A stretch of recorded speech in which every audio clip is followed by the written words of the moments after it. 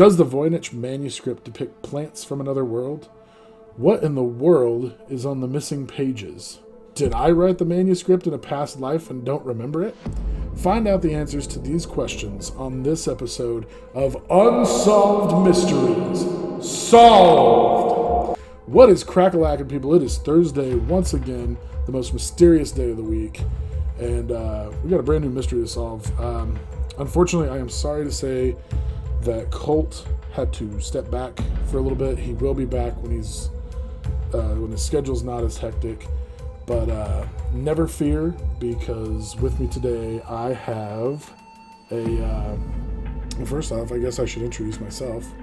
I'm Chad Kimmeth, host and PhD in solving unsolved mysteries, as usual.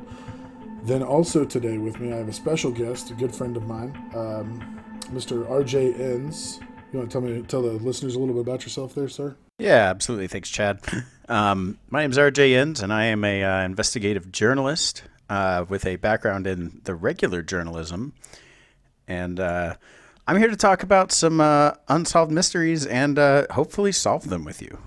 Oh, there's no hopefully.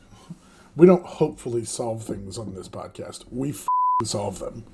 Oh, well, that's great. I'm excited to solve some mysteries then. I wouldn't know because I don't actually listen to your show. So yeah, I know, and I'm really upset with you about that, but it's okay. You're doing me a favor here, so we'll call it even. Fair.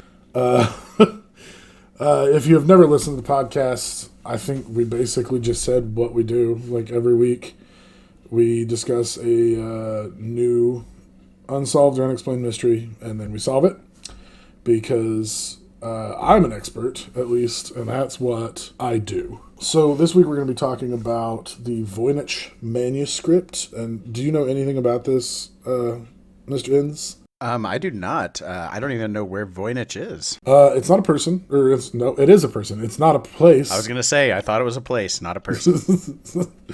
It's a person, not a place. So I guess I'll just jump right into it. Wilfrid Voynich was a Polish book dealer.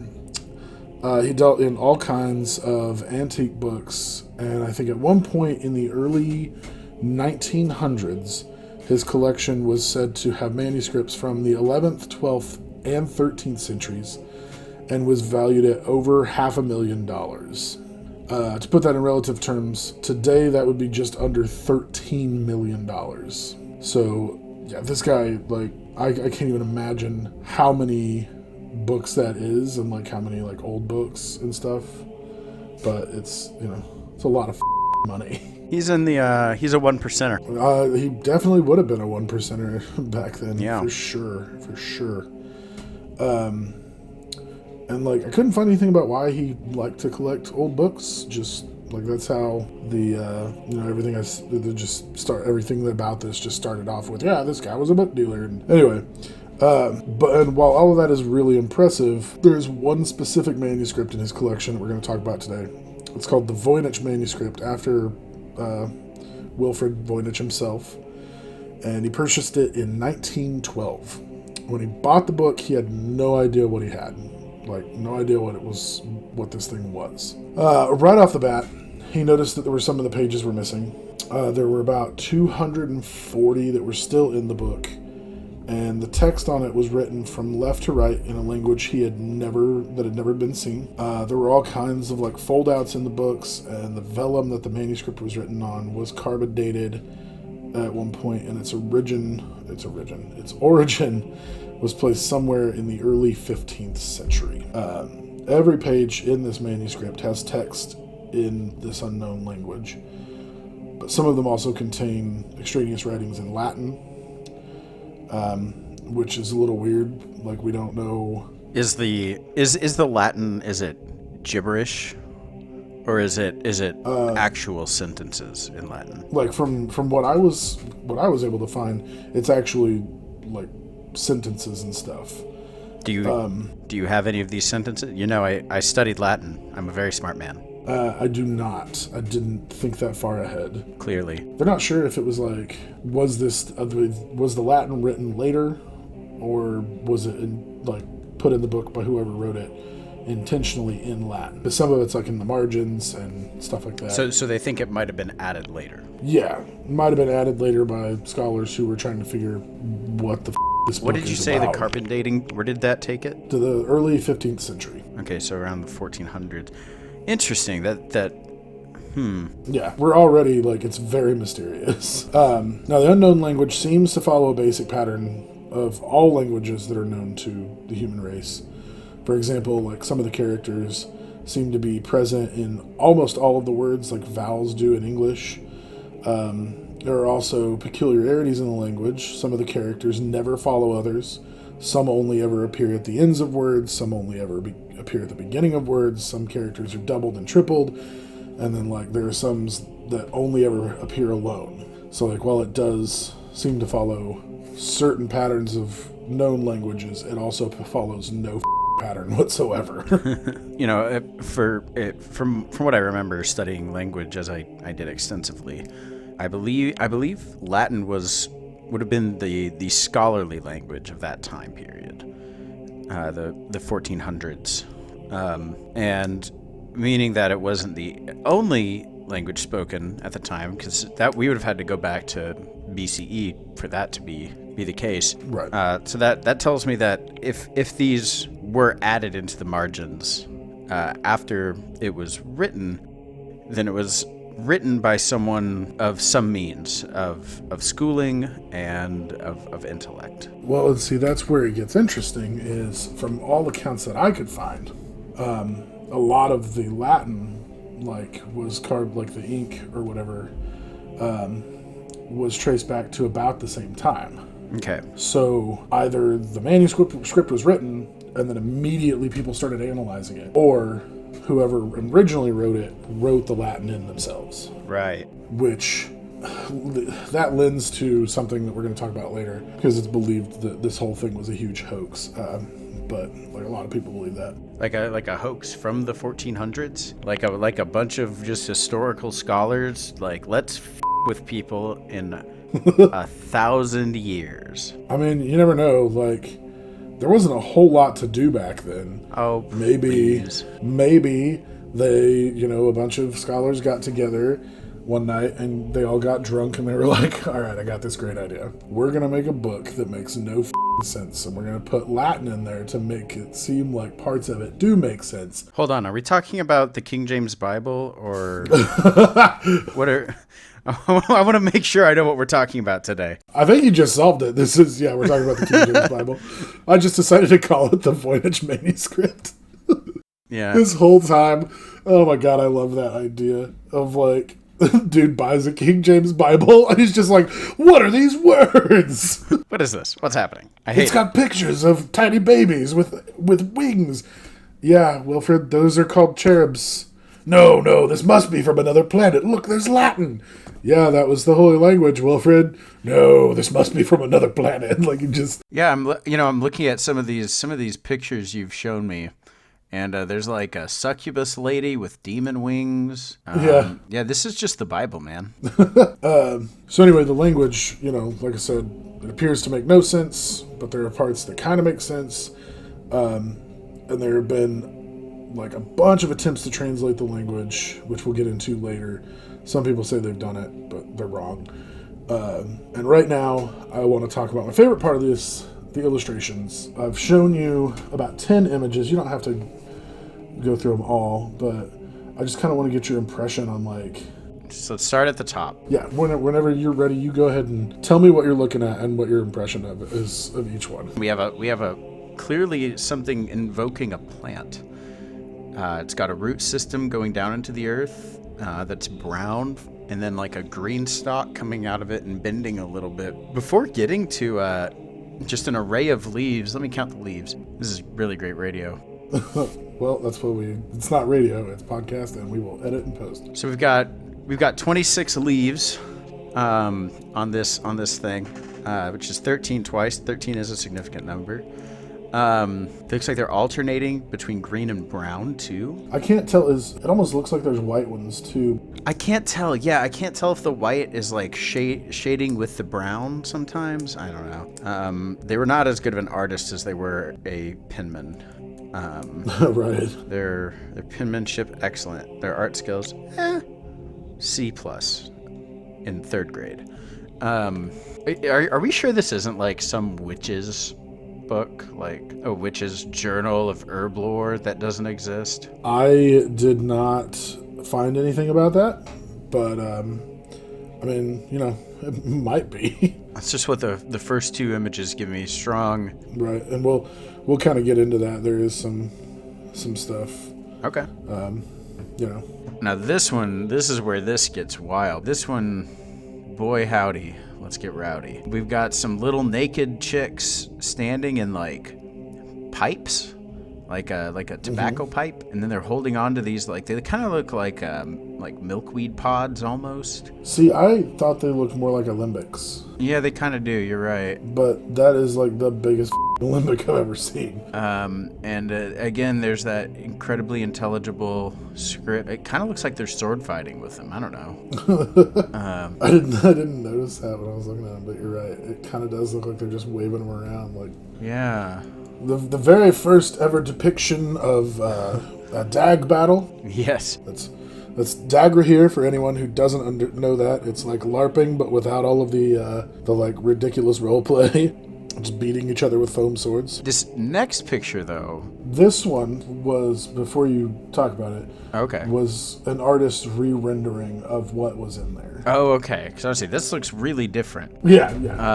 This was somebody who took what they, from the manuscript and then re-rendered it. So the top image here is clearly a rhinoceros, but its frontmost horn reaches all the way back and connects with the tail, and then there's like little birds hanging from the archway that it creates. Like this one, yeah, the top one reminds me of a Pokemon. It totally does. Not a specific Pokemon, just like it's something they would put in one of the newer games. Right. Then this next image is, I guess, a penis. It's just a dick. It almost looks like a bird. Oh, like the head of a bird to me. Do you see the penis though? Do you see a penis? I see a penis. I mean, I do now. Yeah, you do. Yeah, it kind of does. I see the bird now. I see what you mean. Like front thing is kind of like the beak, like a parrot almost. And the bottom image is like a dude standing on a rhinoceros's like nose where the horn would be, with a fishing pole that is peeling back the skin to reveal a smaller rhinoceros coming out of its ass. Yeah. And that's it. That's just what it is. That's not even an interpretation. That's just what the picture is. That is literally what the picture is. Oh, man. The next one is the succubus woman that you were talking about. Yes. And this is a direct from the book, not a recreation? No, yeah. You can definitely tell this one's from the book. Okay. Yeah, so it's like a woman, and she doesn't have hands, but she has bat wings fluttering around. And it looks like she's coughing up blood. And she's walking down like a ladder or staircase. And she's got like a serpent tail too. Oh yeah, she does. That is. There you go.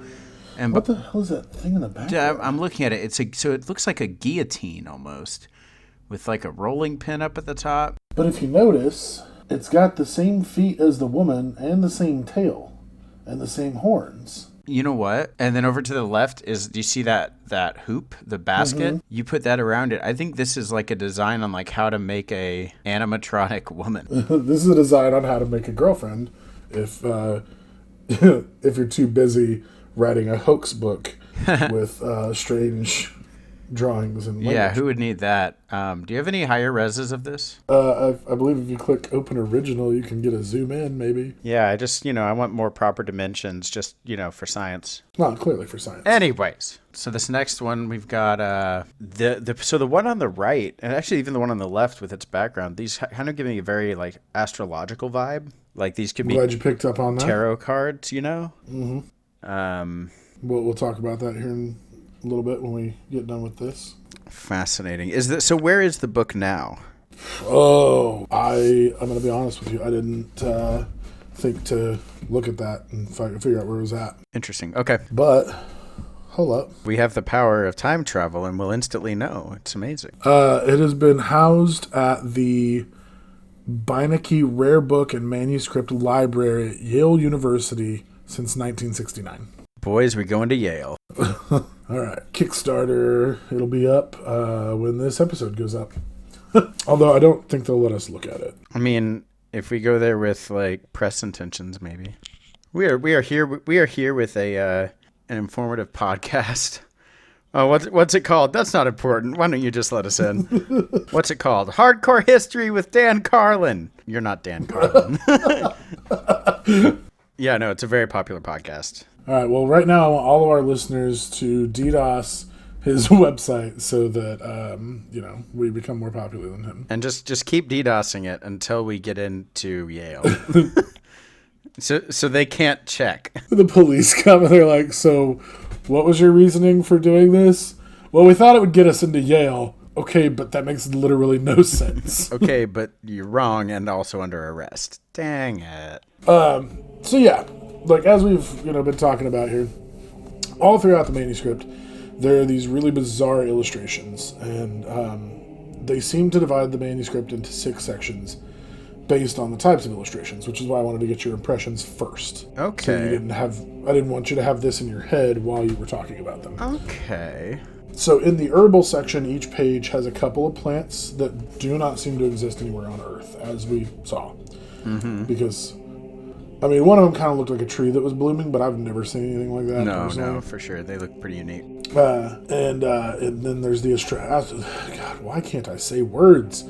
In the astronomical section, there are circular diagrams that suggest astronomy or astrology, including the zodiac signs, like you were saying. In the balneological section, there are depictions of small nude women, as you were saying. What was that section? Balneological? I'm not familiar with that word. Let's find out what it means. Gonna learn today. Balneological. It is a branch of medicinal science concerned with the therapeutic value of baths, especially those taken with natural mineral waters. That is very specific. Yes. I don't know why I didn't look up what that word, because I read it like when I was putting my notes together. I read it and I was like, I don't know what that word means. I don't know why I didn't look it up. But yeah, small nude women. Some of them wear crowns or are bathing in tubs connected by an elaborate network of pipe. Mm-hmm. The cosmological section, which is the smallest one, I think they said it was only like 21 pages or something. I forgot to put in my notes, but it's the smallest one, and it depicts a diagram of 9 islands connected by causeways and has castles and something that might be a volcano. The pharmaceutical section shows more plants, but it's more like just isolated parts of the plants and like things that resemble apothecary jars and whatnot. And it's very similar to what you might find in like ancient medical journals. And the final section has been labeled the recipes section, and it contains full pages of text broken into short paragraphs marked with start in the left margin like a recipe book. Now, the marking of start is obviously in Latin, either in Latin or in maybe somebody went through. I'm sure it's Latin, honestly. All right, they probably wrote that word in Greek. So that probably is somebody went through and was like, oh, these are clearly recipes. Here's the start of this one. So let's write start so people know where to start at. You said this was discovered in Poland? No, it was acquired by a Polishman. Yes. Okay. Do we know from where he acquired it? We do not. Well, I mean, I don't. Hold on. Well, you see, one day he met an old man traveling along the side of the road. Yeah, I'm not seeing anything, though, about where he bought it. Okay. Anyways, no big deal. Yeah, I'm not, even on the Wikipedia page, I'm not seeing anything about, like, where he might have acquired it.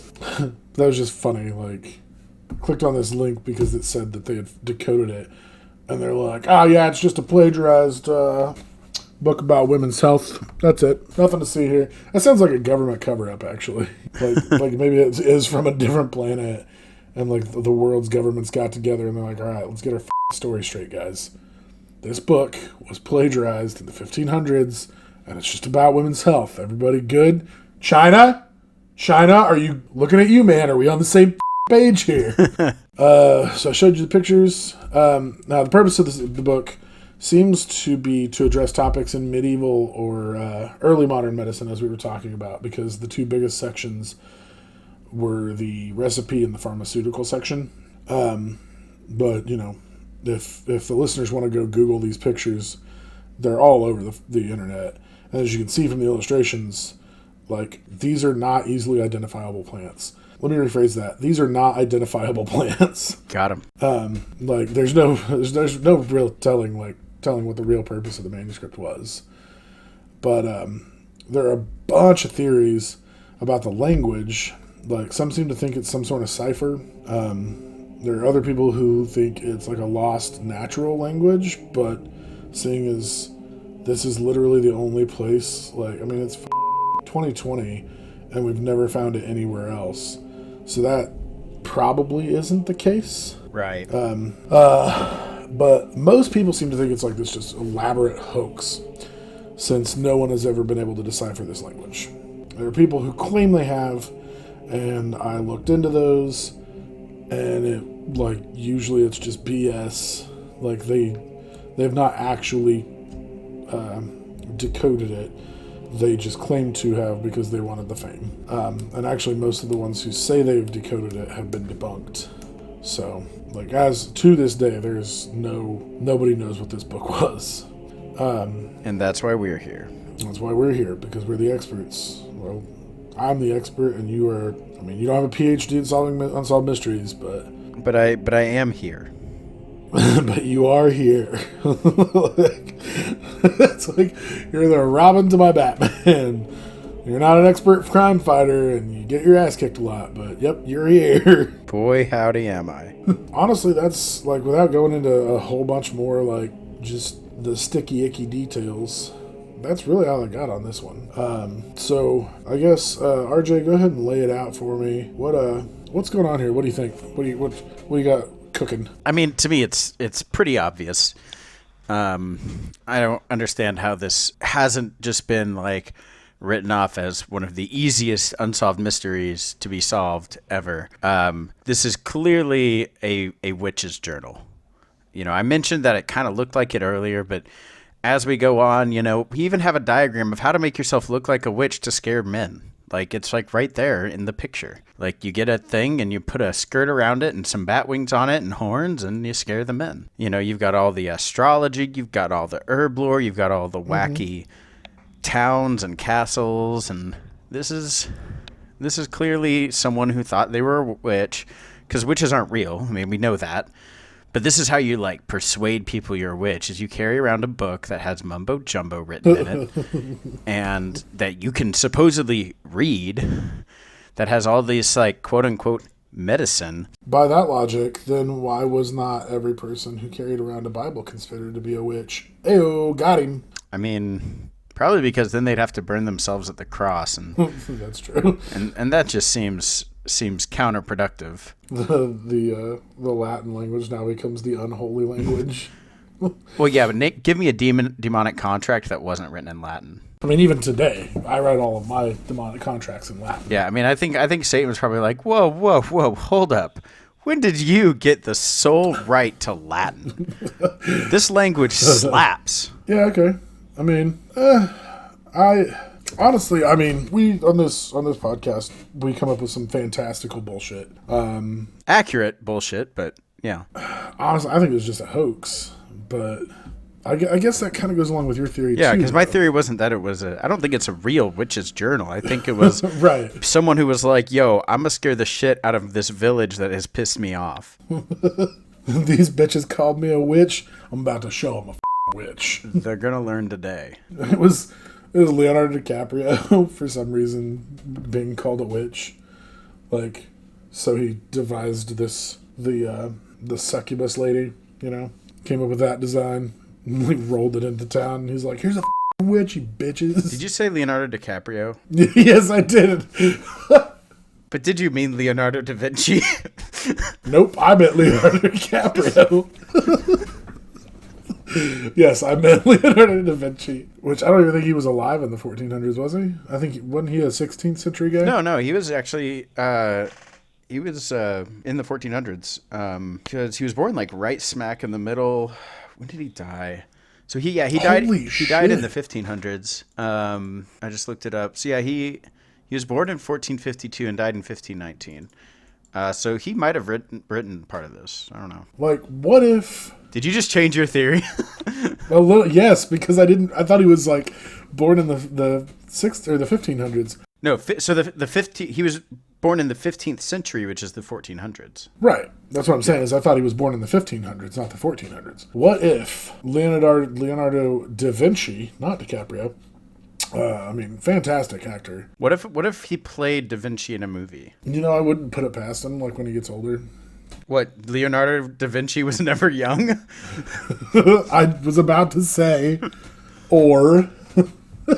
as a let me finish. Which he was an Italian man, which would explain the Latin. Yeah. I think I'm on board with your theory. What if they got the carbon dating a little bit off, and it was actually like the mid 14th century, and Leonardo, being the brilliant genius that he was, just got bored one day and threw this thing together. God damn it! Some of these illustrations actually are very close to the kind of shit that he drew. Except he was a good drawer.